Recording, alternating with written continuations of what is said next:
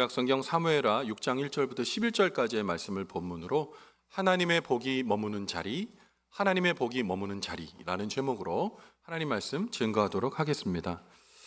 여러분, 2025년에는 여러분 어떤 복을 받고 싶으세요?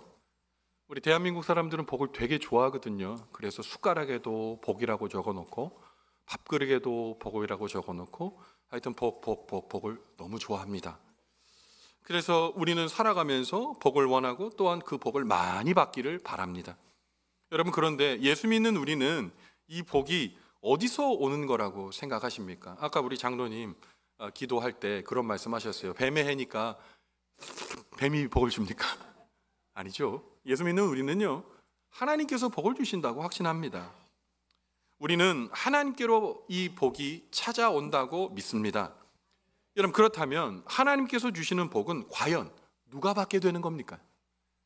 오늘 그래서 저는 이 질문에 대해 답을 해보고자 합니다. 오늘 주시는 말씀을 통해 이 질문의 해답을 찾게 되므로 하나님께서 주시는 복을 만나고 누리게 되는 오늘 축복의 자리, 오늘 이 말씀 듣는 우리의 축복의 시간이 되기를 주님의 이름으로 간절히 축원을 드립니다.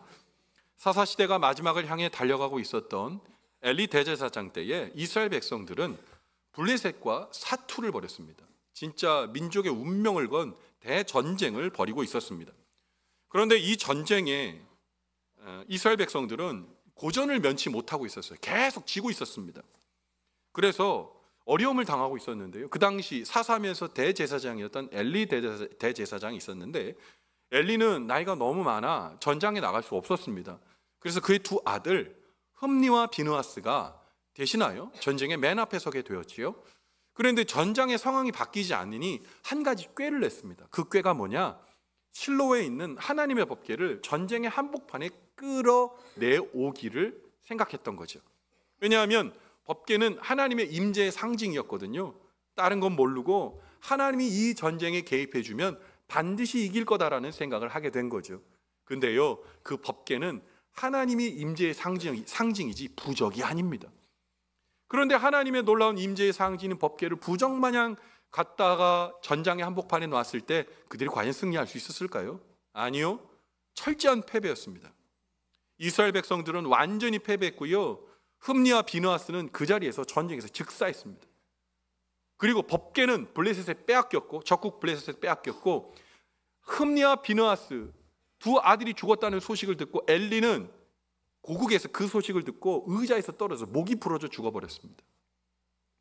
아니, 법궤가 있으면 이겨야 되는 거 아닙니까? 그런데 법궤를, 하나님의 임재하심을, 하나님의 경배와 하나님을 높여드린 데 쓰지 않고 이용해 먹으려고 했던 이스라엘 백성들은 철저한 패배를 경험하게 된 겁니다.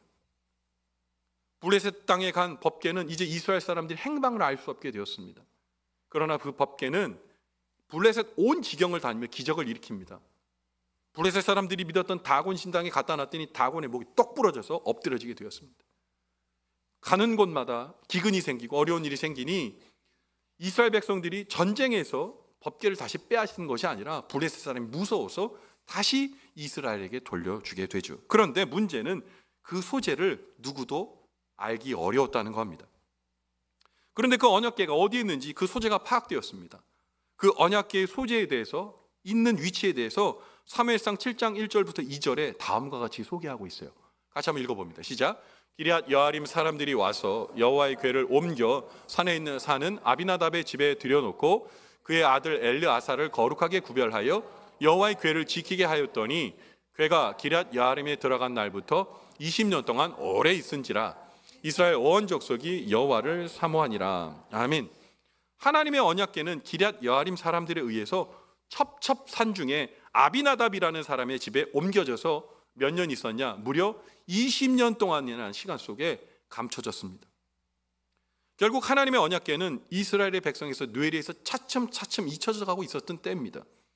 그렇게 무심한 시간은 흐르고 하나님의 언약궤가 드디어 다윗 왕 시절에 그 모습을 드러내게 되었죠.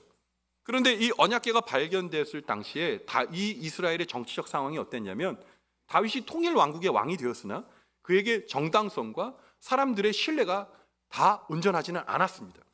그런데 이 언약궤가 일반적으로 봤을 때 이스라엘은 옥새와 같은 겁니다. 이것이 있어야 진짜 하나님이 세우신 참 왕이라는 증거예요. 그런데 법궤를 수소문하다 보니까 아비나답의 집에 있다는 겁니다. 그러니 얼마나 좋아요. 이 언약궤가 예루살렘이지만 그때 다윗성이라고 불렸던 다윗성에 딱 들어오기만 하면 이 다윗은 하나님이 선택한 완벽한 왕으로서의 권위가 생기는 거예요. 다윗이 그래서 이 소식을 듣고 바로 이 법궤를 모셔올 행사를 준비합니다. 퍼레이드를 준비해요. 그래서 오늘 말씀의 6장 1절에 보면 몇 명을 모집했냐, 몇 명을 동원했냐, 3만 명을 동원합니다. 지금의 3만 명 동원하는 것도 어마어마한 일인데 다윗 시대의 3만 명은 진짜 어마어마한 인파입니다. 뭐 하려고요? 퍼레이드 하려고요. 이 법궤가 예루살렘 성에 오는 것들을 이제 직접 모든 백성에게 보여주고 다윗이 어떤 왕인지 보여주고 싶었던 거예요. 여러분, 김정은 정권이 연초마다 하는 거 알죠? 어떤 거 하시는지 알죠? 이 퍼레이드를 합니다. 자기네들이 갖고 있는 핵무장, 그리고 뭐 로켓, 군인들 막 합니다. 김정은이 막 인사받죠. 그거 하는 의도가 뭡니까? 김정은 정권의 단단함, 위대함을 보여주려고 하는 거예요. 다윗도 마찬가지 이 퍼레이드를 통해 하나님이 세운 왕이라는 칭호를 듣고 싶었던 겁니다. 그래서 이제 아비나답의 집으로 달려가고 이제 법궤를 모시려고 합니다. 그런데 문제가 있어요. 언약궤는 함부로 옮기면 안 돼요. 율법에 정해놨어요. 어떤 걸 정해놨냐? 반드시 구별된 레위 대제사장들이 어깨에 메어 움직여야 됩니다. 그렇게 율법에 적어 놓으셨어요. 다윗도 이 율법을 알고 있었을까요? 모르고 있었을까요? 알고 있었어요. 그런데 다윗은 어떻게 이 법궤를 취급할까요? 먼저 다윗이 이 율법을 분명히 알고 있었다는 사실을 오늘 사무엘하 6장 2절이 말하고 있어요. 같이 한번 읽어봅니다. 시작. 다윗이 일어나 자기와 함께 있는 모든 사람과 더불어 바알레 유다로 가서 거기서 하나님의 궤를 메어오려고 하니 그 궤는 그룹들 사이에 좌정하신 만군의 여호와의 이름으로 불리는 것이라. 아멘. 언약궤는 하나님께서 좌정하시는 곳이에요. 다윗도 뭐 하려고 했다고요? 메어오려 하니. 메어오는 게 맞다는 율법을 알고 있었어요. 그런데 다윗이 이 법궤를, 언약궤를 메어왔을까요? 3절에 보면 그가 어떻게 했는지 알고 있어요. 같이 읽어봅니다. 시작. 그들이 하나님의 궤를 새 수레에 싣고 산에 있는 아비나답의 집에서 나오는데 아비나답의 아들 우사와 아효가 그 새 수레를 모니라. 아멘. 다윗이 알고 있었죠. 율법에 대해서 알고 있었어요. 대제사장이, 거룩한 제사장들이 어깨에 메고 법궤를 옮겨야 돼요. 그런데 오늘 보세요. 하나님의 궤를 어떻게 했다고요? 새 수레에 싣고 내려왔다는 거예요. 바퀴 달린 새 수레에, 어떻게 보면 고급 리무진 세단이라고 생각할 수도 있겠어요. 왕행차인데, 법궤 행차인데 그 정도는 돼야죠. 많은 사람들이 3만 명의 눈이 보고 있는데 그 정도 위험은 있어야죠. 그런데 하나님이 언제 그렇게 하라고 했어요? 하나님은 율법을 통해 메어오라고 했어요. 그런데 이들이 왜 이렇게까지 해야 되는 겁니까? 목적이 달랐으니까요. 언약궤를 통해 하나님께 영광 올려드리고 예배하려는 마음이 아니라 다윗의 위엄과 이스라엘의 영광을 드러내려고 한 겁니다. 그래서 아비나답의 아들이었던 우사와 아요가 새 수레를 모면서 보무도 당당하게 진짜 퍼레이드를 하고 있는 겁니다. 새 수레만 준비한 게 아니에요. 3만 명의 환호만 있었던 게 아니에요. 더 요란하고 더 시끄러운 행진이 계속됨을 사무엘하 6장 4절부터 5절의 말씀을 통해 얘기하고 있어요. 어떤 퍼레이드였을까요? 읽어봅니다. 시작. 그들이 산에 있는 아비나답의 집에서 하나님의 궤를 싣고 나올 때 아효는 궤 앞에서 가고 다윗과 이스라엘 온 족속은 잣나무로 만든 여러 가지 악기와 수금과 비파와 소고와 양금과 제금으로 여 앞에서 연주하더라. 찬양대가 앞에 서고 연주하는 군악대가 따르고 사람들은 환호하고 환상적이지 않습니까? 위에서 꽃가루가 내리고, 여러분 근데 이 모습을 보면서 하나님이 보이세요? 아니면 다윗의 영광이 보이세요? 다시요. 하나님의 영광이 보이세요? 다윗의 멋스러운 행차가 보이세요? 다윗 왕의 빛나는 위엄을 드러내는 언약궤는 엑스트라예요. 언약궤가 행차하고 있지만 이 모든 영광은 다윗과 이스라엘이 지금 누리려고 한 겁니다. 자, 이러한 때에 나곤의 타작마당이라는 곳에 도착했을 때 갑자기 돌발 상황이 일어납니다. 사무엘상 6장 6절부터 8절의 말씀입니다. 같이 읽어볼게요. 그들이 시작. 그들이 나곤의 타작마당에 이르러서는 소들이 띠므로 우사가 손을 들어 하나님의 궤를 붙들었더니 여호와 하나님이 우사가 잘못함으로 말미암아 진노하사 그를 그곳에서 치시니 그가 거기 하나님의 궤 곁에서 죽으니라. 여호와께서 우사를 치심으로 다윗이 분하여 그것을 베레스 우사라 부르니 그 이름이 오늘까지 이르니라. 아멘. 언약궤를 실은 수레가 나곤의 타작마당에 도착했을 때 산을 내려오니 얼마나 그 길이 나빴겠어요. 탕 부딪히니까 소들이 깜짝 놀라 마구 뛰기 시작했습니다. 결국 하나님의 언약궤가 이리저리 흔들리고 결국 수레에서 이 언약궤가 떨어지기 일보 직전이 되었습니다. 그 순간 언약궤를 위에서 몰고 있었던, 그 수레를 몰고 있었던 우사가 손을 언약궤에 대었습니다. 그런데 언약궤는 구별된 사람이 손으로 만지면 그의 죄 때문에 죽을 수밖에 없어요. 우사가 언약궤를 만집니다. 결국 하나님이 치심으로 목숨을 잃어버리게 되었습니다. 이 일이 일어나자 갑자기 잔치집이 초상집이 되어버렸습니다. 하나님의 언약궤가 예루살렘에 돌아온 이 좋은 날에 왜 우사가 죽는 비극적인 일이 벌어지게 됩니까? 하나님께서 오늘 이 사건을 통해 두 사람, 다윗과 아비나답에게 경고하고 있고, 다윗의 모습과 아비나답의 모습을 담고 있는 우리를 경고하고 있는 거예요. 먼저 다윗에 대해 지금 하나님께서 경고하고 계십니다. 다윗은 하나님의 언약궤를 예루살렘에 모셔옴으로 자신이 빼앗겼던 법궤를 다시 찾아온 하나님의 선택한 이스라엘의 참된 군주임을 모든 사람 앞에 보여주고 싶었던 거예요. 그래서 3만 명이나 되는 사람들을 동원했고, 또 그의 말씀대로 선택된 레위인 제사장의 어깨에 매어 언약궤 옮기지 않고 포민하는 쇠수레에 빨리 하나님의 언약궤를 모시고 많은 사람들에게 자신이 얼마나 대단한 왕인지 보여주고 싶었던 겁니다. 놀랍게도 다윗은 하나님을 섬기는 듯 보이지만 이 사건을 통해 자신을 자랑하려고 했던 거예요. 여러분, 한국교회에 종교 선호도를 조사한 게 있어요. 종교 선호도 1위가 어디인 줄 아세요? 1위가 불교입니다. 2위는 기독교야 되잖아요. 2위는 캐톨릭입니다. 그럼 우리가 3대 종교인데 3위에는 개신교, 기독교 있어야 되지 않아요? 원불교입니다. 4위가 기독교입니다. 그런데 퍼센테이지로 따지면 원불교 18%, 기독교가 14%입니다. 선호도가 말이죠. 여러분, 원불교가 뭐 하는지 아세요? 교리가 뭔지 아세요? 어떤 일을 하는지 아세요? 저는 잘 몰라요. 원불교의 교리는 공부해서 알고 있지만 그들이 뭐 하고 다니는지 몰라요. 거의 아무 일도 하지 않는다고 봐도 무방해요. 그런데 우리보다 선호가 높아요. 우리는요. 여러분, 전도 안 해보신 분 계세요? 전도지 들고 안 나가보신 분 계세요? 예수 믿는 사람들은 말씀을 통해 우리가 전도합시다 했기 때문에 교회적으로도 개인적으로도 전도지 많이 돌렸어요. 우리 이웃을 위해 돈 안 썼습니까? 어마어마한 돈을 이웃을 향해 베풀어요. 근데 왜요? 사인은 너무 박하잖아요. 이 성적표 맞지 않잖아요. 이유가 있어요. 우리가 애쓴 게 우리 자랑이어서 그래요. 예수님이 영광 받으셔야 되는데 예수 십자가도 우리 자랑이잖아요. 누가 높아진 거예요? 예수님이 높아진 거예요? 한국교회가 높아진 거예요? 한국교회가 대단해져서 자랑했잖아요. 다윗 마찬가지예요. 법궤의 행진을 위대하고 멋있게 했지만 누가 높은 거예요? 누가 영광 받은 거예요? 다윗이에요? 하나님이에요? 다윗이잖아요. 여러분, 우리가 다윗의 모습을 찍찍찍하며 혀차할 게 아니에요. 우리는 달라요? 예수가 우리의 자랑입니까? 예수가 우리의 자랑입니까? 예수의 십자가도 내 자랑이잖아요. 하나님이 이용의 대상이 아니라니까요. 하나님은 한 번도 누구의 이용의 대상이 되신 적이 한 번도 없어요. 그런데 자꾸 우리가 하나님을 이용의 대상으로 삼으려고 할 때가 있단 말이죠. 잘 들으세요. 하나님은 이용의 대상자가 아니라 경배의 대상이십니다.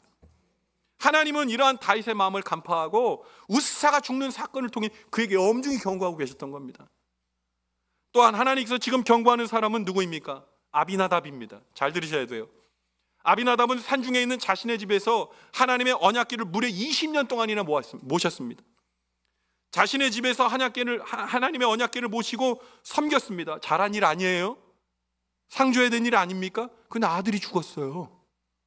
참담한 일의 주인공이 되었습니다. 하나님 왜 이렇게 야박하십니까? 그런데 이유가 있어요. 사실 아비나답은 하나님의 언약궤 20년 동안 모셨지만 하나님의 말씀대로 사는 사람 아니었던 것 같아요. 왜냐하면 선택받은 레위인만이 언약궤를 맬 수 있다는 사실을 알았지만 다윗이 하나님의 언약궤를 새 수레에 모셔갔다고 말했을 때 이런 방구 얘기하지 않았어요. 왜요? 아비나답은 다윗의 눈밖에 나는 게 무서웠던 거예요. 다윗의 제안을 거절하면 다윗의 눈밖에 벗어나고 그리고 그에게 처벌을 당할 수도 있잖아요. 아비나답은 하나님보다 다윗 왕의 눈에 드는 것이 더욱 절실했던 거예요. 그리고 하나님의 언약궤를 맡고 돌본 자신의 수고에 대해 하나님께 영광이 아니라 다윗에게 보상받고 싶었던 거예요. 그래서 다윗이 준비한 새 수레에 아비나답의 두 아들을 태웁니다. 우사가 몰게 하고 아요가 앞서서 인도하게 합니다. 수레가 갑니다. 이 목적이 뭡니까? 20년 동안 법궤를 모신 그 보상을 아들을 통해 받고 싶은 거예요. 이 법궤가 예루살렘까지 가게 돼서 이제 이 법궤가 예루살렘에 이제 모셔지게 되면 상을 누가 제일 많이 받겠어요? 이 법궤를 직접 모셨고 20년 동안 지킨 우사와 아요가 받게 되는 거 아닙니까? 그래서 아비나답은 출세 수레에 자녀들을 태운 거예요. 근데 보세요. 출세의 수레였습니까? 아들이 죽는 사망의 수레였어요. 하나님보다 자신에게 더욱 도움을 줄 다윗 왕이 아비나답에게는 더욱 절실했던 겁니다. 여러분 100만 원 현찰보다 하나님이 못하잖아요. 아니에요?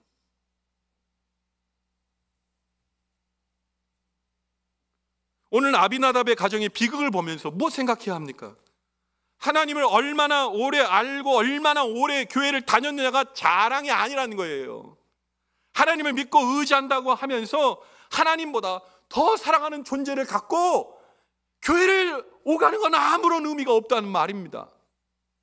교회를 다닌다고 다 성도 아니고 성경을 그냥 읽기만 했다고 하나님의 자녀가 되지 않습니다.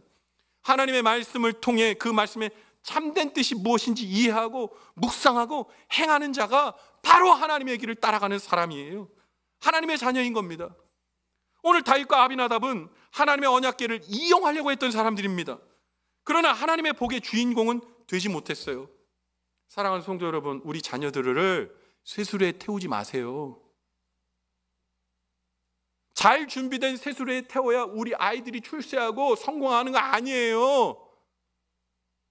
그 수레가 축복의 수레가 아니라 사망의 수레라니까요. 우리 자녀에게 예수님 가르쳐야 돼요. 우리 자녀에게 하나님의 영생 천국 가르쳐야 돼요. 안 그러면 새 수레에 태우는 거예요.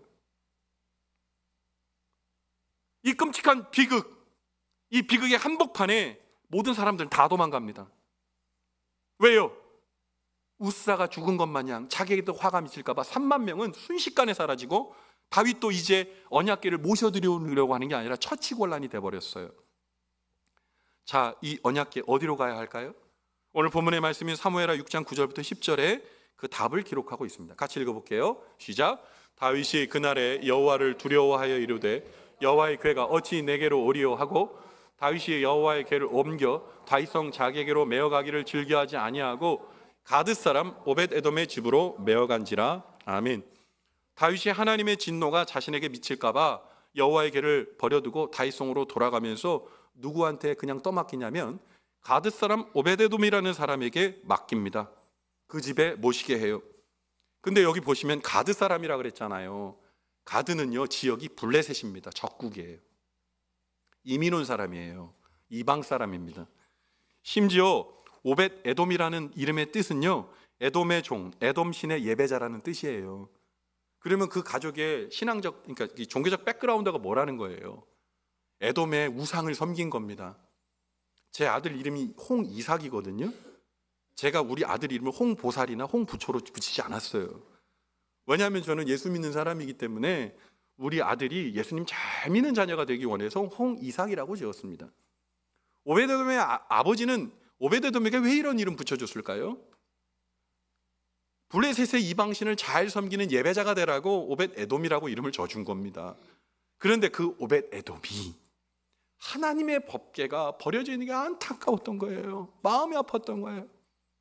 여러분, 다윗이 그냥 아무나 이거 가져가라고 했을까요? 이 법궤를 움직이라고 했을까요? 오베데돔이 자원했을 거예요. 저는 이방 사람이고 저희 집은 예전부터 이방의 신을 섬겼던 가정입니다. 그러나 만약에 이 법궤를 아무도 모셔가기를 꺼리신다면 이 법궤를 가져가 지금 사람이 죽었던 것처럼 나에게 어려운 일과 비극이 닥칠지라도 제가 이 법궤를 우리 집에 모시기를 원합니다. 그랬더니 다윗이 그럼 가져가라고 한 거예요. 마치 떨이 음식을 그냥 갖다 맡기는 것처럼 말이죠. 여러분, 오베데돔이 오늘 우리에게 어떤 도전을 줍니까? 하루를 믿어도 오베데돔처럼 믿으셔야 돼요. 하나님이 나의 인생의 귀한 분인 거예요. 예수님이 나의 구주이신 거예요. 그래서 그 사실이 너무 감격스러운 거예요. 여러분, 우리 다 이방 사람들이었잖아요. 여러분, 우리 복음의 외인들이었잖아요. 그런데 예수님 십자가가 우리를 하나님 자녀 삼아주셨잖아요. 그 만극하신 은혜 때문에 여러분, 우리가 예배하고 신앙하고 하나님의 은혜 가운데에 머물러야 된다는 겁니다. 내 자랑으로 말고요. 어찌게 보면 비극적인 일에 또 한 번의 주인공이 될 것 같았지만 성경은 그렇게 얘기하지 않습니다. 오늘 본문의 말씀 사무엘하 6장 11절에 이렇게 기록하고 있어요. 다 같이 읽어봅니다. 시작. 여호와의 궤가 가드 사람 오벳에돔의 집에 석 달을 있었는데 여호와께서 오벳에돔과 그의 온 집에 복을 주시니라. 아멘. 여러분, 아비나답의 집에 몇 년 있었다고요? 20년 있었어요. 그 오랜 시간 동안 20년 있었으면 뭐래? 복 받았어요? 복이랑 아무 상관없었어요. 자녀가 죽었어요. 자녀를 장사하게 됐어요. 오베데돔은요, 석 달이요. 20년에 비해 석 달은 아주 작은, 아주 짧은 시간입니다.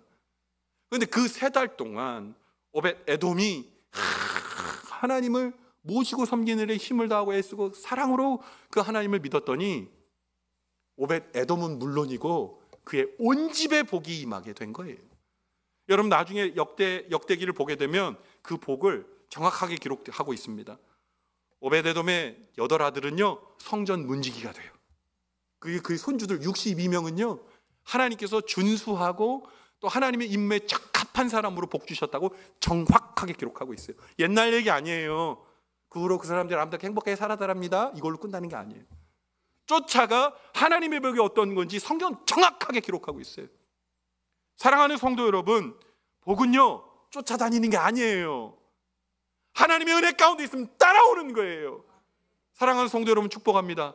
복을 쫓는 사람 아니라 하나님을 의지하고 믿음으로 말미암아 복이 나에게 따라오게 되는 축복이 있게 되기를 주님의 이름으로 간절히 축원을 드립니다. 하나님의 언약궤 자체가 능력이 핵심이 아니라 하나님을 사랑하고 하나님을 마음으로 믿고 하나님을 신뢰할 때 하나님의 복이 그와 함께 임하는 거예요.